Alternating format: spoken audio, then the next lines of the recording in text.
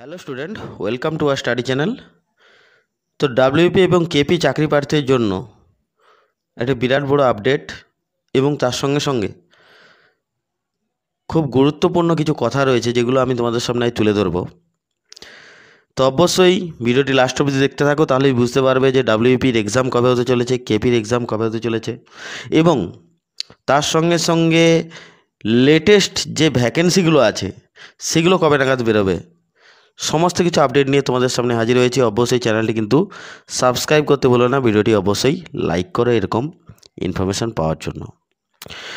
তো আমি তোমাদেরকে প্রথমে একটা কথা বলি, আজকে ওবিসি কেসের যে আপডেট ছিল, আজকে সুপ্রিম কোর্ট, মহামান্য সুপ্রিম কোর্টে যে আপডেটটা যেটা পাওয়া গেছে সেখান থেকে একটাই কথা বলা যাচ্ছে যে কেসটা আজকে ওবিসি কেস, সেটা কিন্তু আজকে হয়ে ওঠেনি কোনোভাবে সাকসেসফুল, কিন্তু সেটা নেক্সট মঙ্গলবার কিন্তু তোমাদের কেসটা কিন্তু সুপ্রিম কোর্টে উঠতে চলেছে। এবং তার সঙ্গে সঙ্গে আমি তোমাদেরকে একটা কথা বলতে পারি, আজকে মহামান্য রাজ্য সরকার থেকে একটা আপডেট পাওয়া গেছে যে সরকার থেকে, যে সেখানে একটাই কথা বলা হয়েছে যে অলরেডি এর আগে সুপ্রিম কোর্ট একটাই কথা বলেছিল যে অনগোয়িং যে প্রসেসগুলো আছে সেগুলো নিয়ে কিন্তু কোনো প্রবলেম নেই।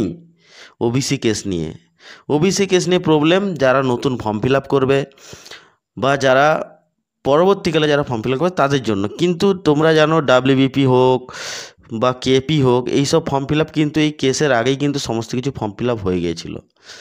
তো তাই এই ম্যাটারটা সম্পূর্ণ আলাদা ব্যাপার। তো এখানে কিন্তু আর কোনো কিছু বাধা নিষেধ নেই, যেটা আমাদের রাজ্য সরকারের তরফ থেকে যেটা আমরা বুঝতে পারলাম। তো এবার আমি তোমাদেরকে মেন কথায় আসি, তাহলে আমাদের চিরাচরিত ভাষায় যে কথাগুলো বলতে হয় তোমাদেরকে, যে হয়তো কিছু কারণবশত ডাব্লিউপি এবং কেপির এক্সাম ডিলে হচ্ছে।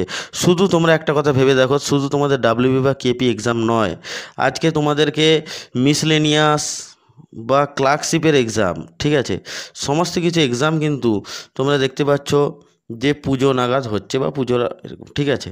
তো তোমাদেরকে কিন্তু আমি বারবার একটাই কথা বলেছি যে বিশেষ করে ডাব্লিউবিপি ক্যান্ডিডেটদেরকে, যে তোমাদের এক্সামটা কিন্তু তোমরা হয়তো সেপ্টেম্বর মাসের ফার্স্ট উইকে ধরে রেখেছিলে, ঠিক আছে, কিন্তু সেটা কোনো কারণবশত হয়ে ওঠেনি। কিন্তু আমি তোমাদেরকে একটা কথা বলতে পারি, বিভিন্ন রকম স্কুলে ইনফরমেশান চলেই গিয়েছিলো যে একটা তোমাদের বিভিন্ন রকম স্কুলে কিন্তু পরীক্ষা হবে, কারণ জানো অফলাইন পরীক্ষা মানে সমস্ত রকম স্কুলগুলোকে আগে থেকে ইনফরমেশান দিতে হয় এবং সেই স্কুলগুলোতে ভ্যাকেন্ট আছে কি না তার পরিপ্রেক্ষিতে সেই স্কুলগুলোতে পরীক্ষার সেন্টার দেওয়া হয়।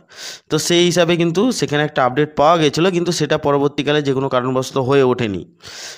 কিন্তু আমি তোমাদেরকে একটা কথা বলতে পারি স্টুডেন্ট, তোমরা নিশ্চিন্তে, এবং আজকে তোমরা হয়তো প্রেস কনফারেন্স হয়তো রাজ্য সরকারের দেখেছো, সেখান থেকে তোমরা একটা জিনিস আইডিয়া করতে পারছো যে ইন ফিউচার যতগুলো পরীক্ষার ফর্ম ফিল আপ হয়ে গেছে সমস্ত এক্সামগুলি কিন্তু খুব তাড়াতাড়ি হতে চলেছে এবং সেগুলো কিন্তু পুজোর পরেই হবে। এইটুকু আমি তোমাদেরকে বলতে পারি, খুব তাড়াতাড়ি হবে এবং পুজোর পরেই হবে। এবং সেটা আমি তোমাদেরকে আগেও বলেছি, আজকেও বলছি বারবার, আমার কথাগুলো তুমি মিলিয়ে নেবে যদি ইন ফিউচার তুমি দেখতে চাও। তোমাদের ডাব্লিউবিপির এক্সাম তোমাদের কিন্তু তোমরা নভেম্বর মাসের, ঠিক আছে, নভেম্বর মাসের তোমরা কিন্তু সেকেন্ড উইক থেকে থার্ড উইকের মধ্যে তোমরা কিন্তু দেখতে পাওয়ার চান্স খুব প্রবল থেকে প্রবলতর। এবং কেপির এক্সাম সেটা হচ্ছে প্রিলি যেটা আছে তোমাদের, কারণ কেপিতে দুটি এক্সাম আছে, প্রিলি মেন্স আছে। তো কেপির এক্সাম কিন্তু নভেম্বর মাসের ফার্স্ট উইকে হওয়ার চান্স খুব প্রবল থেকে প্রবলতর।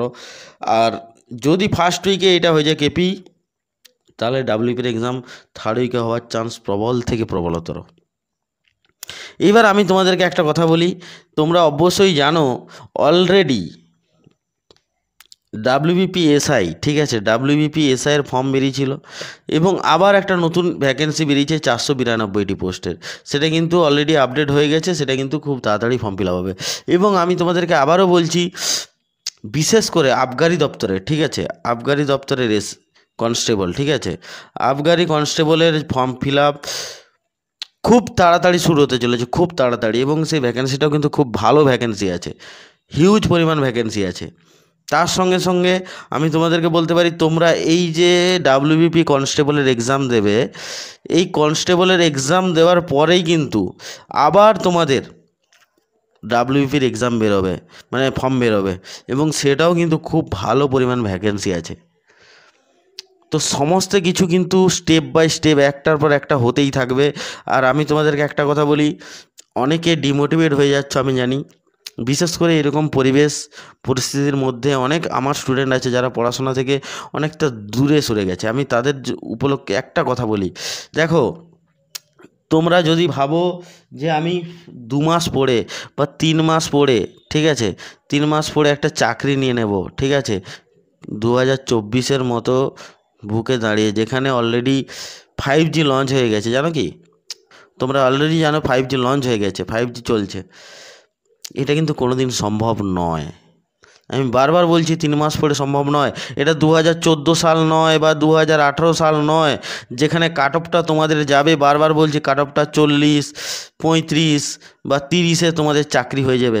এখানে কিন্তু তোমাদেরকে একটা ভালো পরিমাণ নাম্বার রাখতে হবে, মিনিমাম 50% মার্কস তোমাদেরকে ক্যারি করতে হবে মক টেস্টে, তবে কি তুমি কিন্তু একটা সেফ জায়গায় থাকতে পারবে। শুধুমাত্র সেফ নয়, 50% নাম্বার পেলে তুমি হয়তো ফিজিক্যালে ডাক পেতে পারো। কিন্তু আমি তোমাদেরকে একটা কথা বলি, তোমরা টার্গেট রাখো মিনিমাম ডাব্লিউবিপিতে 60+ নাম্বার রাখার টার্গেট করো। তোমাকে তাহলে ফিজিক্যাল মেডিকেলের পরে তোমার কিন্তু চাকরিটা তোমার হাতের মধ্যে থাকবে। কারণ তুমি হয়তো নাম্বারটা পেলে, আমি তোমাকে বলছি, তুমি হয়তো নাম্বারটা পেলে 52, তুমি ফিজিক্যালে ক্লিয়ার করে ফেলেছো, মেডিকেল ক্লিয়ার করে ফেলেছো, কিন্তু তারপরে কাট অফটা তোমার যদি ক্লিয়ার না হয়, আলটিমেট কিন্তু তোমার চাকরিটা হচ্ছে না। হয়তো কাট অফ সেখানে আছে, হয়তো সামান্য 2-3 নাম্বারের জন্য তোমার চাকরিটা হলো না, কিন্তু সেই দুঃখটা কিন্তু তুমি ফিল করতে পারবে। তখন তুমি বুঝতে পারবে যে আমার 2-3 নাম্বারের জন্য আমার চাকরিটা হলো না। অনেক স্টুডেন্টরা আছে 1 নাম্বারের জন্য চাকরি হয় না, হাফ নাম্বারের জন্য চাকরি হয় না। তো তাদের কষ্টটা একমাত্র তারাই বোঝে। আমি তাই বারবার আমার স্টুডেন্টদেরকে বলে থাকি যে জীবনের একটাই উদ্দেশ্য, এইবারের কনস্টেবলের সিট হোক, এসআইয়ের সিট হোক, কেপি হোক, যে কোনো হোক, একটা সিট আমাকে নিতে হবে, এবং একটা সিট আমাকে কেউ দান করে দিয়ে যাবে না, আমাকে কিন্তু বাকিদের কাছ থেকে ছিনিয়ে নিয়ে যেতে হবে, ঠিক আছে? এবং সেই ছিনিয়ে নিয়ে দেওয়ার জন্য আমি তোমাদেরকে বারবার বলছি, সব থেকে যদি ভাইটাল ইম্পর্ট্যান্ট প্লে রোল করে সেটা হচ্ছে ম্যাথ এবং রিজনিং, ঠিক আছে? এই দুটো জিনিস কিন্তু সব থেকে ভাইটাল রোল প্লে করবে, আমি বারবার বলছি। এবং তার সঙ্গে সঙ্গে জিকে এবং জিএস, ঠিক আছে?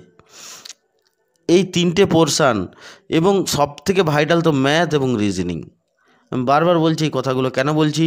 কারণ এই ম্যাথ এবং এই রিজনিং দিয়েই একটা স্টুডেন্ট কনফার্ম বলতে পারে যে আমি এই এত নাম্বার পেতে পারি, কিন্তু জিকে করে এসে বলতে পারবে না যে আমি এত নম্বর পেতে পারবো। তো তাই বারবার বলছি আমার স্টুডেন্টদেরকে, ভালো করে পড়াশোনা করো, এবং 2024-এ তোমাদের প্রত্যেকের, আমার প্রত্যেকটা ছাত্রছাত্রীর স্বপ্ন পূরণ হবে। ডাব্লিউবিপি হোক এবং কেপি হোক, যে কোনো একটা পোস্টে তোমাদের উর্দি পড়ার স্বপ্নটা সার্থক হোক। অবশ্যই তোমরা আমাদের পাশে থেকো, চ্যানেলটি কিন্তু সাবস্ক্রাইব করতে ভুলো না, ভিডিওটি লাইক করো, বন্ধুদের শেয়ার করো। আমরা তোমাদের ওতপ্রোতভাবে তোমাদের সঙ্গে জড়িত আছি, তোমরাও ভালোভাবে প্রিপারেশান নাও, এবং প্রিপারেশনের সাথে সাথে আমি তোমাদেরকে অনেকভাবে হেল্প করছি। জিকে, ম্যাথ, রিজনিং সমস্ত কিছু ক্লাস করানো হচ্ছে। যত প্রিভিয়াস ইয়ার কোশ্চেন আছে সমস্ত শেষ করে দিয়েছি বললে চলে, তোমরা প্লে লিস্টে গিয়ে এক এক করে দেখতে পারো। স্বপ্ন যদি হয়ে থাকে 2024-এ উর্দি পড়ার, তাহলে আজকের এই ভিডিওটি দেখে তুমি কিন্তু টাইম ওয়েস্ট না করে স্টাডি করা শুরু করে দাও, দেখবে তোমার জীবনে সাকসেস আসবেই আসবে। All the best. জয় হিন্দ, জয় ভারত।